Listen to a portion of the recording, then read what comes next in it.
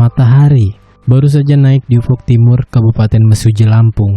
Di sebuah sudut kecil bernama Desa Tanjung Raya, suara riuh rendah anak-anak sekolah mulai memecah kesunyian. Disinilah, di SDN 8 Tanjung Raya, sosok Rosia mengabdikan sebagian besar hidupnya. Bagi Rosia, sekolah ini bukan sekedar tempat bekerja, melainkan rumah kedua yang telah membentuk jati dirinya selama bertahun-tahun. Perjalanan Rosia tidaklah instan. Ia memulai karirnya dari titik nol sebagai seorang guru honorer. Selama bertahun-tahun, ia bertahan dengan upah yang tak seberapa, namun semangatnya tak pernah padam. Dedikasi itu akhirnya membuahkan hasil manis ketika ia resmi diangkat menjadi ASN. Keberhasilan ini bukan hanya pencapaian pribadi, tapi juga menjadi simbol harapan bagi rekan-rekan sejawatnya. Rosia dikenal sebagai pribadi yang hangat. Di mata murid-muridnya, ia adalah guru yang pintar dan sabar. Di mata para tetangga, ia adalah wanita ramah yang selalu menyapa dengan senyum tulus. Tidak ada kesan sombong sedikit pun. Meski status sosialnya kini telah meningkat, ia tetaplah Rosia yang sederhana, wanita yang selalu siap membantu siapa saja yang membutuhkan. Karena dedikasinya yang tinggi, Rosia memilih untuk tinggal di kompleks perumahan dinas yang terletak tepat di area sekolah. Ia tidak tinggal sendirian. Ia berbagi keseharian bersama rekan sesama guru, Siti Munawarah. Di rumah sederhana itulah, tawa dan cerita tentang hari-hari di kelas sering mengalir. Lingkungan sekolah yang biasanya sepi saat malam hari menjadi saksi bisu betapa Rosia sangat mencintai dunianya sebagai pendidik. Di balik seragam dinasnya, Rosia menyimpan sebuah kebahagiaan yang sedang ia rajut. Sebagai seorang janda, ia sempat melewati masa-masa sepi. Namun cahaya baru mulai muncul. Rosia tengah merencanakan sebuah pernikahan. Ia sedang bersiap untuk melangkah ke jenjang baru dalam hidupnya, membangun kembali biduk rumah tangga yang ia impikan. Segala sesuatunya tampak berjalan sempurna. Karir yang mapan, pengabdian yang dihormati, dan masa depan cinta yang sudah di depan mata. Namun, di balik ketenangan desa dan kedamaian sekolah itu, sebuah bayangan gelap sedang mengintai, siap mengubah narasi kehidupan Rosia yang indah menjadi sebuah tragedi yang tak akan pernah dilupakan oleh masyarakat Mesuji. Di tengah kesibukannya sebagai guru, hati Rosia tertambat pada seorang pria bernama Andre Armanda. Pertemuan mereka bukanlah sekedar angin lalu. Selama kurang lebih 1 tahun, keduanya menjalin hubungan asmara yang tampak begitu meyakinkan di mata orang-orang di sekitar mereka. Bagi Rosia, Andre adalah pelabuhan terakhir tempat ia akan menitipkan masa depannya. Hubungan ini tidak main-main. Rosia dan Andre telah melangkah jauh melampaui sekedar kata cinta.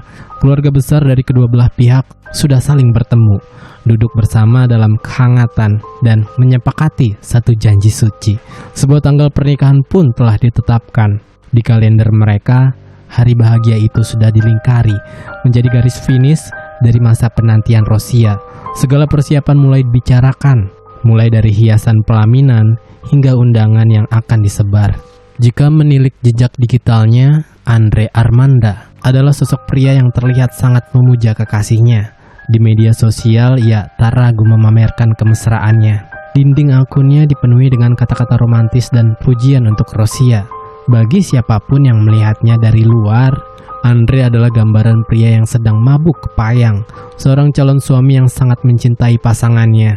Ia membangun citra diri sebagai pelindung dan pengagum setia sang guru honorer yang kini telah menjadi ASN tersebut. Namun di balik kalimat-kalimat manis di layar HP, tersimpan sebuah riak yang meresahkan. Andre tidak hanya mencintai, ia juga posesif. Rasa cintanya seringkali berubah menjadi keinginan untuk menguasai sepenuhnya. Ada aturan-aturan tak kasat mata, rasa cemburu yang berlebihan, dan pengawasan ketat terhadap gerak-gerik Rosia. Rosia yang dikenal ramah dan memiliki banyak teman, seringkali harus berhadapan dengan sikap Andre yang mudah curiga. Sifat posesif ini perlahan menjadi duri dalam hubungan mereka. Di satu sisi, ada rasa aman karena merasa begitu dicintai. Namun di sisi lain, ada rasa sesak karena ruang geraknya perlahan mulai dibatasi. Tanpa disadari oleh Rosia, rasa memiliki yang terlalu besar dari Andre mulai berubah menjadi bom waktu. Komitmen pernikahan yang seharusnya menjadi berita bahagia, justru menjadi awal dari ketegangan yang mematikan. Cinta yang awalnya dianggap sebagai anugerah, perlahan memperlihatkan wajahnya yang paling kelam. Di sebuah rumah di desa Gedung Ram, kecamatan Tanjung Raya, hiduplah seorang pemuda berusia 23 tahun bernama Andre Armanda. Di usia yang tergolong muda, Andre sudah memikul tanggung jawab pekerjaan yang menuntut ketegasan. Sehari-hari, ia dikenal sebagai sosok yang aktif di lapangan. Ia bekerja di Koperasi Sahabat yang berlokasi di desa Gedung Mulia. Tugas Andre di koperasi tidaklah mudah. Ia menjabat sebagai juru survei sekaligus juru tagih nasabah. Pekerjaannya menuntut ia untuk bertemu banyak orang, melakukan negosiasi, dan memastikan setiap kewajiban nasabah terpenuhi. Pekerjaan ini membentuk citra Andre sebagai pemuda yang ulet, pekerja keras, dan memiliki mobilitas tinggi di wilayah Mesuji. Di mata keluarga Rosia, Andre awalnya tidak menunjukkan tanda-tanda yang mencurigakan. Ia datang dengan sopan, bersikap santun kepada orang tua, dan menunjukkan keseriusan untuk meminang putri mereka. Keluarga korban melihatnya sebagai pemuda yang baik dan memiliki masa depan yang jelas. Tidak ada yang menduga bahwa di balik sikap santunnya saat bertemu, tersimpan gejolak emosi yang sangat rapuh. Namun, pekerjaan sebagai juru tagih yang penuh tekanan nampaknya selaras dengan sisi gelap kepribadiannya. Di balik wajah tenangnya, Andre memiliki emosi yang tidak stabil. Ia adalah pria yang mudah tersinggung dan sulit mengendalikan amarah jika sesuatu tidak berjalan sesuai keinginannya. Sifat yang paling menonjol dan berbahaya dari Andre adalah kecemburuan yang sangat tinggi. Kecemburuan ini bukan lagi sekedar bumbu cinta, melainkan sebuah obsesi yang menyiksa. Ia sering merasa terancam oleh interaksi sosial Rosia, meski itu hanya urusan pekerjaan di sekolah. Baginya, Rosia adalah miliknya seutuhnya, dan rasa memiliki yang berlebihan ini seringkali meledak menjadi kemarahan tanpa alasan yang jelas. Andre Armanda adalah sosok dengan dua wajah. Seorang pekerja koperasi yang tampak normal di siang hari, namun menjadi pria penuh kecurigaan saat berhadapan dengan wanita yang dicintainya. Ketidakstabilan emosinya menciptakan bom waktu yang sedang berdetak, menunggu satu pemicu kecil untuk meledakkan segala rencana indah yang telah disusun bersama Rosia. Kamis 29 Februari 2024 seharusnya menjadi hari kabisat yang biasa saja di Kabupaten Mesuji. Namun bagi Andre Armanda, hari itu menjadi awal dari runtuhnya kendali diri. Sebuah percakapan melalui sambungan telepon antara dirinya dan Rosia berubah menjadi pematik api yang membakar seluruh rencana masa depan mereka. Di ujung telepon, Rosia menyampaikan sebuah kabar yang tidak ingin didengar oleh Andre. Dengan nada yang mungkin penuh kebimbangan, Rosia menyatakan keinginannya untuk kembali mengundurkan tanggal pernikahan. Ini bukan kali pertama. Sebelumnya tanggal bahagia itu sudah bergeser dari 4 April ke 9 April. Kini, Rosia meminta agar acara tersebut diundur lagi menjadi tanggal 24 April. Bagi Rosia, mungkin ada alasan teknis atau keluarga yang mendasari perubahan itu. Namun di telinga Andre, permintaan tersebut terdengar seperti sebuah penolakan halus. Perubahan untuk ketiga kalinya ini menjadi beban mental yang terlalu berat bagi pria dengan emosi yang tidak stabil tersebut. Mendengar permintaan itu, perasaan Andre campur aduk. Ia merasa gelisah dan kecewa mendalam. Dalam pikirannya, segala persiapan sudah dianggap lengkap. Undangan mungkin sudah mulai disiapkan, koordinasi keluarga sudah dilakukan, dan bayangan hidup bersama sudah di depan mata. Setiap hari penundaan dirasakannya sebagai ancaman yang nyata. Rasa kecewa itu dengan cepat berubah menjadi kemarahan yang meluap. Andre mulai dilingkupi rasa takut yang irasional. Ia merasa dipermainkan. Ia dihantui ketakutan hebat bahwa rentetan penundaan ini adalah pertanda bahwa pernikahan mereka akan batal pada akhirnya. Baginya, penundaan tanggal bukan sekedar masalah waktu, melainkan sebuah penghinaan terhadap keseriusannya. Sebagai pria yang biasa menagih kepastian dari nasabahnya, Andre tidak bisa menerima ketidakpastian dari calon istrinya sendiri. Telepon itu berakhir, namun kemarahan di hati Andre tidak ikut padam. Di dalam kamar dan di sepanjang jalan desa, pikirannya mulai gelap. Ketakutan akan kehilangan Rosia justru mendorongnya pada sebuah niat jahat. Kegelisahan yang memuncak itu kini telah mencapai titik didih, mengubah cinta yang katanya sangat besar menjadi sebuah rencana gelap yang tak terbayangkan. Siang itu, suasana di lingkungan SDN 8 Tanjung Raya tampak lengang. Namun di balik ketenangan itu, maut sedang mendekat. Andre Armanda datang membawa dendam yang sudah menyelimuti kewarasannya. Pukul 14.00, Andre tiba di lokasi. Ia tidak datang layaknya seorang calon suami yang rindu, melainkan dengan persiapan yang dingin. Ia sengaja memarkirkan sepeda motornya di dekat area toilet sekolah, sebuah titik yang tersembunyi agar tidak terlihat dari jalan utama. Yang lebih mencurigakan, motor tersebut tidak memiliki plat nomor.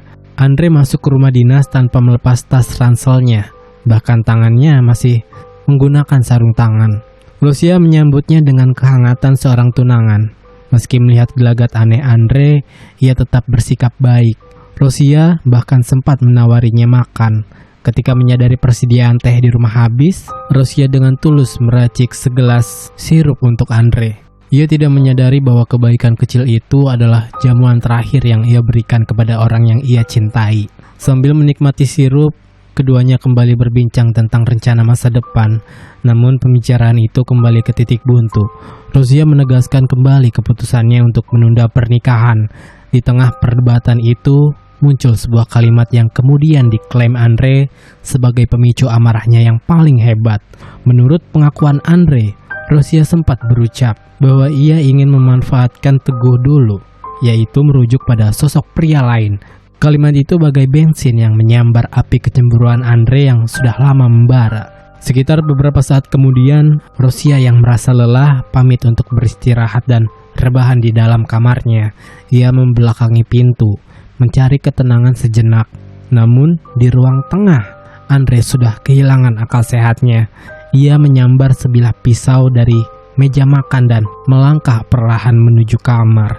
Tanpa peringatan, Andre menyerang dari belakang. Ia melukai leher Lucia sebanyak 3 kali dengan sangat sadis.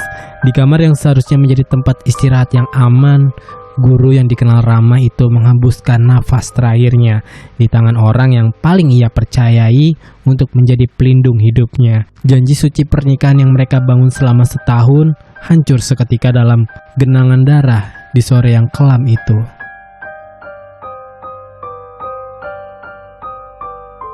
Keheningan seketika menyelimuti kamar rumah dinas itu setelah jeritan terakhir Lucia padam. Di atas kasur yang menjadi saksi bisu, tubuh sang guru tergeletak tak berdaya. Namun alih-alih merasa panik atau menyesal, Andre Armanda justru menunjukkan ketenangan yang mengerikan. Ia bertindak seolah-olah baru saja menyelesaikan sebuah rutinitas pekerjaan, tanpa ada gurat ketakutan di wajahnya. Langkah kaki Andre terdengar pelan saat ia keluar dari kamar. Dengan tangan yang masih gemetar namun dingin, ia berjalan menuju dapur. Pisau yang ia gunakan untuk menghabisi nyawa calon istrinya itu diletakkan begitu saja di atas meja dapur. Seolah benda tajam itu tidak baru saja merenggut paksa masa depan seseorang. Tak berhenti di situ, Andre kemudian melangkah menuju kamar mandi. Di sana, ia dengan teliti mencuci sarung tangan yang ia kenakan. Warna merah pekat yang luruh bersama aliran air di lantai kamar mandi tidak membuatnya gentar. Ia memastikan tidak ada bercak darah yang mencolok tertinggal di tangannya sebelum ia melangkah keluar dari rumah dinas tersebut. Andre meninggalkan rumah dinas SDN 8 Tanjung Raya dengan cara yang janggal. Ia membiarkan pintu rumah tetap terbuka. Ia kemudian menuju motornya yang tersembunyi tanpa plat nomor. Lalu memacu kendaraan itu, membelah jalanan mesuji menuju kediamannya di desa Gedung Ram. Sepanjang perjalanan, ia berbaur dengan warga lainnya. Soalnya tidak ada peristiwa besar yang baru saja terjadi. Setibanya di rumah, misi Andre berlanjut. Ia segera masuk ke dalam kamar dan melepas pakaiannya yang telah ternoda oleh darah Lucia.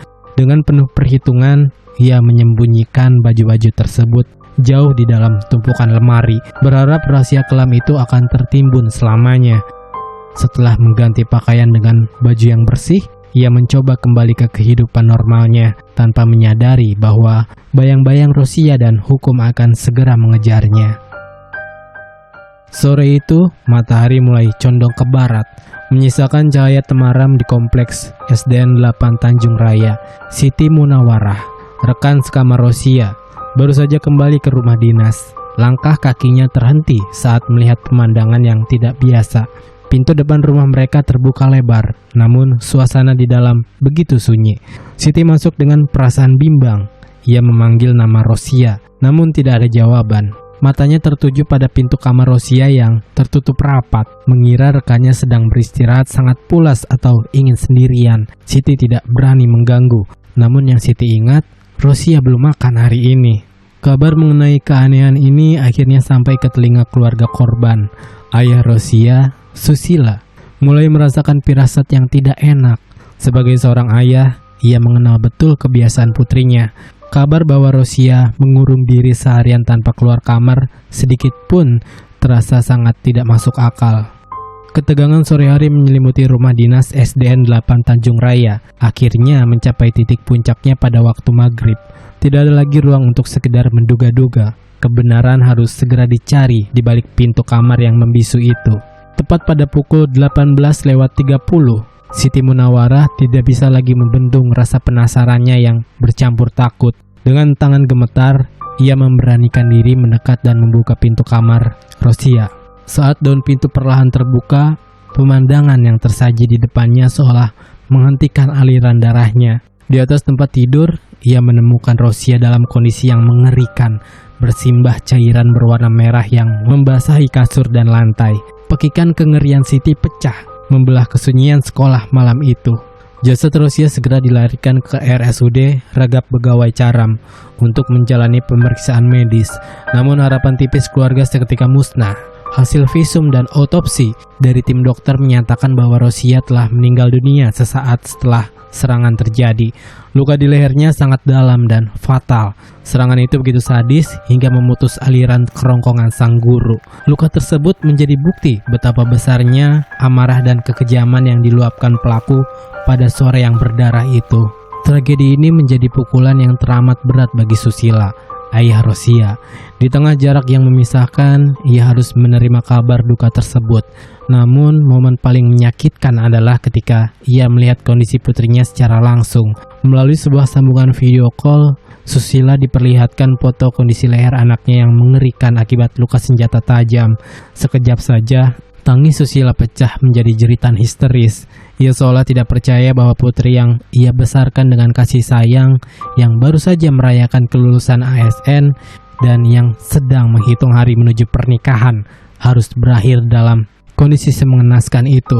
Jeritan pilu sang ayah menjadi pengiring kepergian Rosia, seorang guru yang dicintai, yang hidupnya dirampas oleh sosok yang seharusnya menjaganya hingga pelaminan.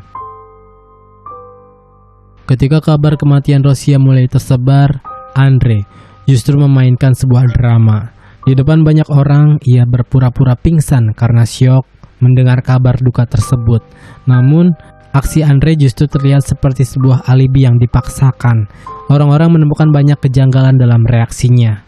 Pingsan yang dilakukan Andre tampak tidak alami dan justru memperkuat kecurigaan orang-orang di sekitarnya.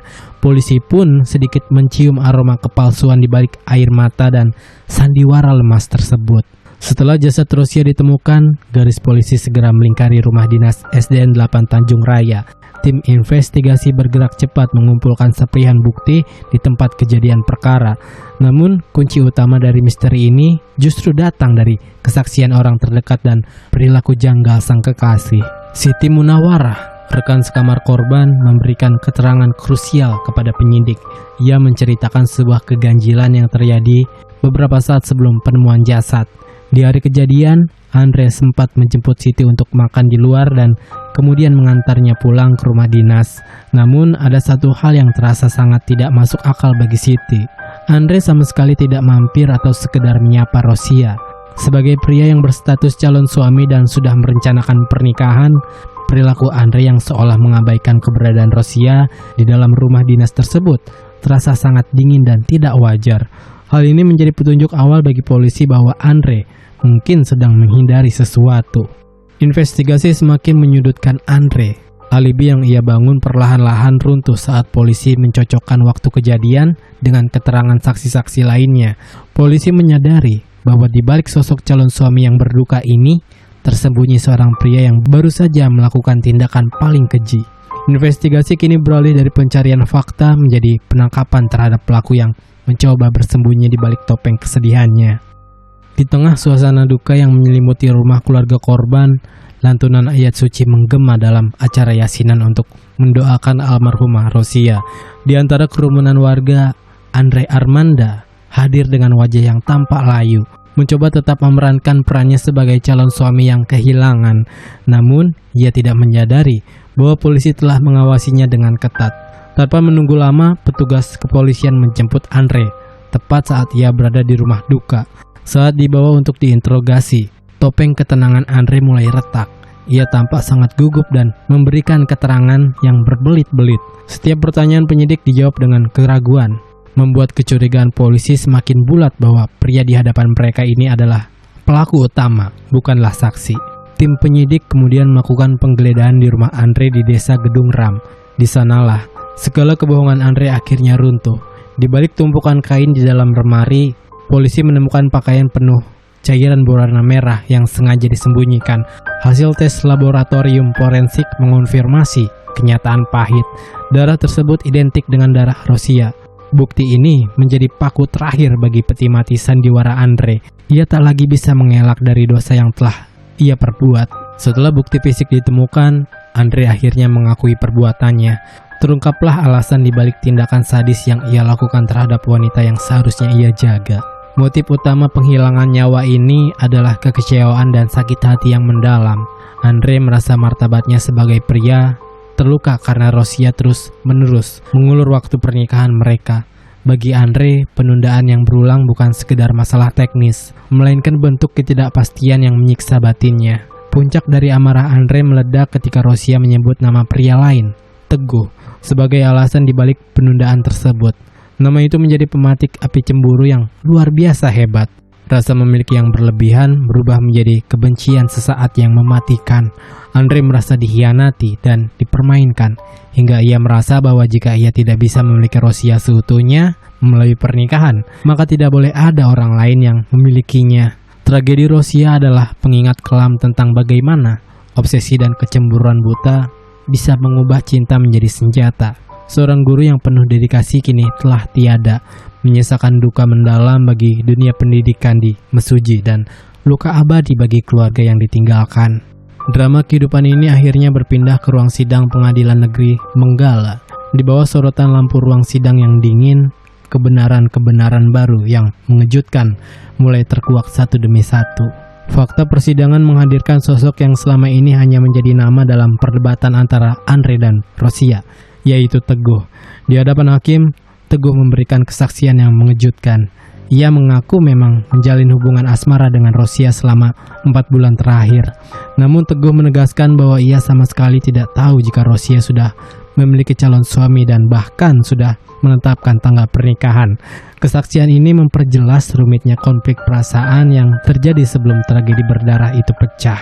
Setelah melalui serangkaian proses panjang, pada November 2024, majelis hakim membacakan putusannya.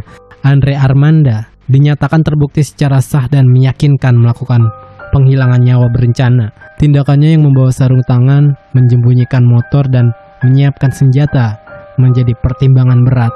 Hakim menjatuhkan vonis 20 tahun penjara. Meski hukuman ini tidak bisa mengembalikan nyawa Rosia, ini adalah bentuk ketegasan hukum atas hilangnya nyawa seseorang secara keji. Di luar ruang sidang, keluarga Rosia berdiri dengan hati yang hancur. Keadilan mungkin telah ditegakkan secara hukum, namun kekosongan di hati mereka tidak akan pernah terisi kembali. Paman korban, Ansori, mewakili keluarga mengungkapkan rasa duka yang sangat mendalam. Bagi keluarga, rasa sakit ini berlipat ganda karena mereka merasa telah dikhianati. Selama ini, mereka menerima Andre dengan tangan terbuka, menganggapnya sebagai pemuda baik-baik yang akan menjadi pelindung bagi Rosia. Mereka tidak pernah menyangka bahwa pria yang sering duduk bersama mereka di ruang tamu adalah sosok yang nantinya akan merampas kebahagiaan mereka selamanya. Sepanjang proses hukum berlangsung, keluarga besar terus mengawal setiap tahapan dengan penuh ketegaran. Mereka ingin memastikan bahwa keadilan bagi Rosia terpenuhi. Bagi mereka, perjuangan ini bukan sekedar tentang menghukum Andre, melainkan tentang menghormati kenangan Rosia, seorang guru yang berdedikasi, ramah, dan pintar yang Hidupnya harus terhenti di tangan orang yang paling ia percaya. Kini, SDN 8 Tanjung Raya telah kehilangan salah satu guru terbaiknya. Di bawah langit mesuji, kisah ini menjadi pengingat pahit tentang betapa tipisnya batas antara cinta yang tulus dan obsesi yang mematikan.